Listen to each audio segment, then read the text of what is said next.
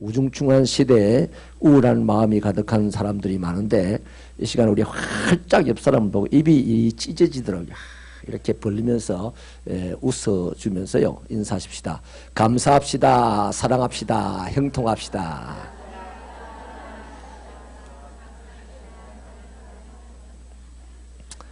혜란이 장례식 잘 치르고 왔어?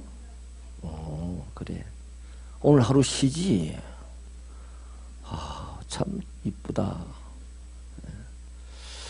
그래요. 여러분,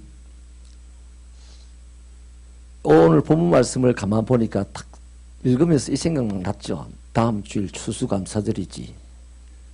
그죠? 맞습니다. 다음 주일 추수감사절이라서 감사의 예배에 대한 말씀을 나누려고 합니다. 여러분, 지난 수요일에 제가 한번 말씀을 들었습니다. 이스라엘 백성들이 어디로부터 구원을 받았습니까? 해방받았어요? 애굽으로부터 해방을 받았습니다. 그런데 애굽으로부터 어디로부터 구원을 받았다는 사실은 중요하지만 그건 단 한 번의 사건입니다. 그 다음에는요, 남은 시간 내내 인생이 끝날 때까지 어디로의 구원이냐가 남아 있습니다. 한 번 어디로부터 구원받은 그것은요, 딱 한 번의 사건입니다. 그 사건 이유는요, 끊임없이 내 일생이 끝나는 날까지, 예수님이 오시는 날까지 끊임없이 우리가 남아있는 것이 뭐냐면 어디로의 구원이냐는 겁니다. 그 이스라엘 백성들이 애굽으로부터 해방받았어요. 그 구원 사건이. 그 어디로 가는 해방입니까? 가나안 땅으로 가는 해방입니다. 근데 하나님께서 가나안 땅으로 땅만 주시려고 가나안으로 해방시킨 게 아니잖아요. 근데 이스라엘 백성들은 알고 보니까 땅을 차지했다고 해서 하나님의 복을 다 차지했고 하나님과의 관계도 좋다고 생각을 하고 사는 사람들이 이스라엘 백성입니다. 근데 하나님께서는 애굽으로부터 해방시켜서 가나안 땅으로까지 데리고 가려고 목적지를 정했을 때 그 가나안 땅에 도착했어요. 땅이 목적이 아니고요, 하나님과의 관계가 목적입니다. 그래서 출애굽기 19장에 보면 너희가 내 말을 잘 들으면 너희는 내 백성이 되고 나에게 제사장 나라가 될 것이다 그랬어요. 하나님의 거룩한 백성이 되고 하나님 앞에 제사장 나라가 될 것이다. 그러니까 가나안 땅에 들어가면 뭘로 살아야 된다? 하나님의 거의 거룩하게 착하게 살아가야 되는 거예요. 그 다음에 하나님에게 제사장 나라로서 살아가야 되는 거예요. 그 가나안 땅이 하나님을 예배 안 했어요. 거룩하게 안 살았어요. 그러니까 죄악이 관영했습니다. 그 어둠의 땅에 이스라엘 백성들을 딱 옮겨놓고 뭐하게 하려고 하냐? 예배드리고 거룩하게 살아가게 하려고 옮긴다는 거예요. 그러면 이스라엘 백성들은 그 가나안 땅에 들어가서 지금 이제 애굽으로부터 해방받은 그 직후에 무슨 목표가 생겨야 됩니까? 무슨 목적이 생겨야 되죠? 가나안 땅이 목적입니다. 장소는.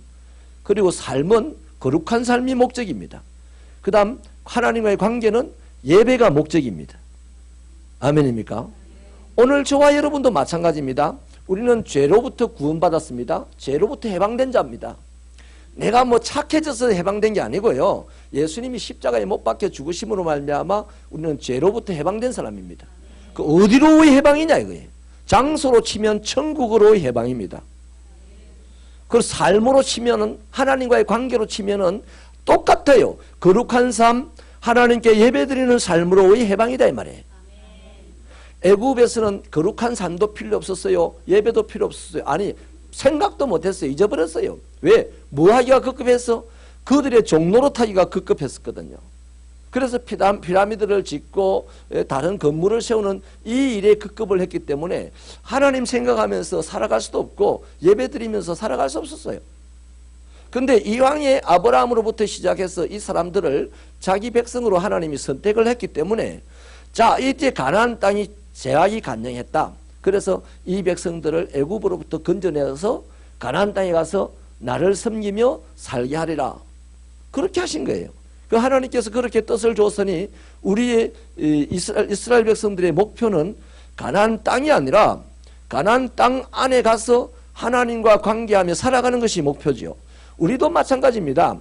우리가 천국이 목표가 아니에요. 천국이 목표가 아니고 천국은 가게 돼 있어요. 그죠? 가게 돼 있어요. 천국이 목표가 아니고 천국으로 가면 천국 가면 뭐 해야 된다? 천국 가면 당연히 하나님께 감사의 찬양을 드리는 것이 천국입니다. 영광을 돌리는 거 천국이에요. 그러니까 천국 간다 이것만 목표로 삼으면 이제 오순절주의자들이 나와가지고 뭐 세상 복만 생각하게 되는 거예요. 천국은 가게 돼 있으니까 천국 가서 뭐 해야 된다? 하나님 예배 드려야 돼요. 근데 하나님께 예배 드리는 것을 어디서 연습한다? 광야에서 연습하는 겁니다. 그래서 이스라엘 백성들이 시내산에서부터 광야 시절 내내 하나님께 예배 드리는 연습을 하고 그 법을 받고 그런단 말이에요. 저와 여러분들이 오늘 이 세상을 살아가면서 교회에 모여가지고 하나님께 예배 드리고 찬양하고 감사하고 이러는 것은요 뭐다? 바로 천국 가서 할 일을 미리 지금 예행 연습하는 거예요. 이것들이 익숙되었을 땐 천국 가면 자연히 그렇게 되는 겁니다.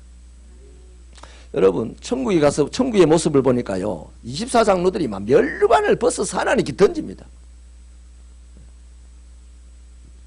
계속 던집니다. 벗어서 따라하십시다. 빨가벗고 들이더라. 노골적으로 말하면 그래요. 계시록의 24장로들의 모습을 보면. 근데 오늘 우리는요 솔직히 보십시오. 지금 우리 이 시대 그리스도인으로 하나님을 섬기며 살아가는 우리도요 누가 제일 담대한지 압니까? 목숨을 드리고 가는 그 사람이 담대한 거예요. 내가 죽으면 죽으리라 하고 갔던 그 사람들은 3일 금식하고 죽을 자리에 들어갔잖아요. 에스더. 그 당시 모르드게와 이스라엘 백성들. 근데 사울 왕 보십시오. 목숨을 살리려고 하니까 자꾸만 골리앗 앞에서 겁이 나가지고 숨는 거예요. 그 얼굴에 무슨 자신감이 있으며 무슨 내일을 차지할 능력이 있겠습니까? 오늘 우리 신앙도 마찬가지예요. 하나님께 감사를 많이 할 수 있는 사람이 담대한 사람입니다. 아니 담대한 사람이 아니라 많이 하는 그 사람 삶을 보면 담대합니다. 겁이 없어요. 겁이 없어요. 그 담대한 사람에게는 질병도 두려워서 떠나가게 되는 것이고 가난도 두려워서 떠나가게 되는 거예요. 질병이나 뭐 가난이나 악한 인생들이요 누구에게 덤벼듭니까? 두려움에 벌벌 떠는 자에게 덤벼듭니다. 저도 지난 한 주간요 힘들었어요. 이게 대장 내시경 검사를 하다 보니까 오랫동안 이번에는 좀 오랫동안 굶기더라고요. 그리고 또 용종을 큰 걸 떼내다 보니까 이 사진에 뭐 구멍이 뻥 뚫렸어요. 저는 죽을 먹으면서 거기 구멍에 죽이 들어갈까 봐가지고 얼마나 스트레스를 받았던지요.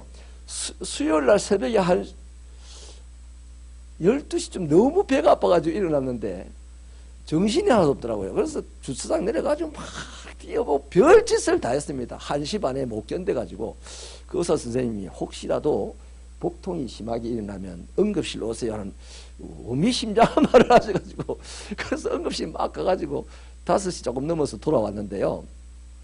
그게 뭡니까 거래 돌아와가지고 기도원 갔다가 저녁 집회하고 또 저기 저승까지 다녀왔습니다. 배 안이 깨끗하니까요. 죽 먹을 것들이 차고 이렇게 쌓이면서 아마 깨끗한 그 대장 안에 변이 이제 차곡차곡 쌓이면서 가스가 생겼던가 봐요. 그래서 복통이 왔던가 봐요. 오늘 확인을 해보니까 제가 추측이 그리 됩니다. 의사 선생님은 따로 그런 말을 안 하는데 아무 이상이 없는 상황에서 그랬으니까요. 여러분 그걸 생각해서 나도 겁이 많구나. 겁이 참 많구나. 우리 집사람도 오면서 그러거든. 당신 무슨 겁이 그리 많냐 그래. 자기도 많아요. 우리 질병 앞에서 다 겁이 많아요. 강군사님 그렇죠? 겁이 많아요. 지나고 보면 이렇게 확 웃는데 그때마다 하나 깨달아지는 것이요. 그때 내가요 잊었습니다. 그래 오늘 내가 가면서 그랬어요. 그래 오늘 결과를 받으러 가는데 좋아. 내가 안 좋은 소식을 듣는 순간 감사합니다 해야지 하고 각오를 하고 갔어요. 그렇게 아주 필요 이상으로 담대한 척 하면서 그 앞에 앉아있다가 결과를 받았는데, 결과를 받을 때 얼굴이 싹 상기되고 막 이러는 것이, 아, 내가 겁을 먹고 있었구나, 이런 깨달음, 제 느낌을 받았어요. 여러분, 하나님에게요, 뭘 드립니까? 요만큼 드리면요, 담대함도 요만큼 생기는 겁니다. 하나님께 이만큼 드리면 담대함도 이만큼 생기는 겁니다. 이 어려운 때에 뭘 드릴 게 있을까 생각하면 두려움만 옵니다. 어려울 때 드리는 것이, 담대하면 드릴 수 있지 않습니까? 어려울 때 좀 더 많이 드립시다. 어차피 어려운 거. 사렙다 가부 한 주먹, 한 끼 먹을 것밖에 안 남았는데, 아니 이 한 끼 먹을 것밖에 안 남았는데도 이 벼룩도 낯짝이 있지, 문디 콧구멍에 마늘을 빼물어 이 인간아 하면서 욕을 하든지 해도 될 텐데, 이 사렙다 가부는 어차피 이거 먹고 하루 더 사나, 이거 안 먹고 하루 덜 사나, 죽는 거는 마찬가지다, 이런 생각 안 했겠어요? 그래서 팍 들어버렸는데, 이 하나님의 종의 입에서 나오는 말이 축복이 나와가지고 놀라운 기적의 부자가 되지 않았습니까? 사렙다 성의 최초의 기름 장사가 됐을 것 같아. 여러분, 마찬가지입니다. 우리도 이 어려울 때 하나님께 더 많이 드리십시다. 감사의, 하필이면 감사의 영이 충만한 교회가 되자고 한 해 동안 주제를 삼고 대표기도 하는 사람들마다 감사의 영이 충만하게 해달라고, 금요일마다 감사의 영이 충만하게 해달라 했는데, 하고 보니까 올해는 더 어렵네. 하나님이 우리를 테스트하는 것인 줄로 믿으시면 아멘입니다. 이럴 때는 작년보다 더 감사하는 기라. 아멘입니까? 저 더 할게요. 여러분도 더 하십시다. 감사를 더 하셔가지고 하나님이 감동하게 만드십시다. 할렐루야. 송근사님, 아멘이십니까? 기가 차서 웃느나 은혜가 돼서 웃느나 헷갈리네. 사랑하는 여러분, 제가 좀 말씀을 노골적으로 들었지만 여러분들이 기분 맞춰주는 말씀, 그 무슨 소용이 있어요? 에? 하나님 앞에 뭔가 좀 더 잘 살아볼 수 있게끔 나누는 말씀이 훨씬 더 중요한 거 아니겠습니까? 우리 인생에. 그래서요, 오늘 이 말씀을 보니까요, 남자들, 남자들이랑 또 남자만 내일 다음 주에 보내지 마시고, 그 당시 법이 그렇다는 겁니다. 하나님 앞에 1년에 3번의 절기를 지키라는 건데, 그 절기가 뭐냐면 무교절입니다. 무교절. 무교절은 이스라엘 백성들이 애굽에서 구원받는 날을 기념하여서 드리는 겁니다. 어린 양의 피로 말미암아서, 너희들은 아무것도 한 게 없고 어린 양 하나가 죽어서 너희 집을 위해서 죽어서 그 문설주에 발린 피로 말미암아 너희들이 구원받았다는 그것이죠. 그래서 나올 때 급히 누룩 없는 빵을 먹고 나왔기 때문에 그것을 기념해서 누룩 없이 먹으라고 무교절이라고 하는 겁니다. 6월절을 나온 한 주간을 무교절이라고 하는 거예요. 구원을 기념하면서 드리는 겁니다. 그 다음 맥추절은요, 이스라엘 백성들이 이제 정착해서 살게 될 때 농사를 짓는데, 보리, 밀을 같이 파종을 하지만 추수 때가 보면 한 달여 빨리 보리가 익어요. 그래서 보리를 익을 때 제일 먼저 보리를 잘라가지고 성소에다가 제사장이 제사를 드립니다. 그때부터 시작되는 것이 바로 맥추절인데, 그 제사를 드리고 난 후부터 이제 농사를, 추수를 하는 겁니다. 첫 수수를. 그래가지고 모든 가정에서 추수한 첫 수확물 보리를 성소에 제물로 드리는 거죠. 천년매라고 합니다. 이것은 뭡니까? 하나님께서 생명의 역사를 일으켜서 풍성하게 살게 해주신다는 거죠. 보릿고개를 지나자마자 가장 힘들 그때 아닙니까? 생명의 풍성한 역사를 일으켜서 살게 해주신다는 거예요. 근데 이게 신약 시절에 와가지고는 어떻게 됩니까? 그때가 마침 오순절 성령 강림이 임하는 사건이 일어납니다. 그 어간에.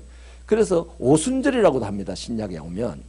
그러면 신약의 백성들은, 오늘 우리들은요, 성령으로 말미암아 우리의 인생이 새 삶을 살아가게 되고 풍성한 성령의 은사를 입고 살아가게 된다는 것을 의미하는 절기입니다. 그 다음에 수장절이라고 있는데, 이건 초막절이라고도 합니다. 1년의 마지막 농사를 짓고, 그 마지막 농사라면 그 당시는 올리브나 포도입니다. 포도.